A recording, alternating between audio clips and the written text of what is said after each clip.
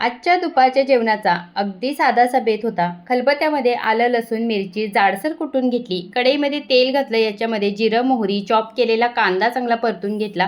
मग याच्यामध्ये 2 सुक्या मिरच्या घातलेल्या आहेत आणि त्या देखील परतून घेतल्या. त्याच्यानंतर कुटून घेतलेला जो ठेचा होता तो घालून 2 मिनिटं परतून घेतलं. टोमॅटो, कढीपत्ता हे देखील परतून घेतलं. हिंग आणि हळद घातली आणि घरची थोडीशी मसूर डाळ होती ती सुद्धा याच्यामध्ये घातली. मसूर डाळ मी धुतलेली नाही आहे कारण ती घरची होती. आता स्वच्छ धुवून कट केलेला कोबी याच्यामध्ये घातला. चवीपुरतं मीठ घातलं आणि चांगलं मिक्स केलं. पाण्याचा हबका मारून मंद गॅसवरती झाकण ठेवून ही भाजी 7 ते 8 मिनिटं वाफवून घ्यायची. कोबीची भाजी कधीही जास्त वाफवायची नाही किंवा शिजवायची नाही. पाणीसुद्धा जास्त घालायचं नाही. फक्त वाफेवर ही भाजी शिजवून घ्यायची. त्याच्यानंतर शिजलेले थोडेसे मटार आणि कोथिंबीर घातली आणि मिक्स केलं. मस्त कोबी मटारची चमचमीत भाजी बनवून दुपारचं जेवण आम्ही एन्जॉय केलं.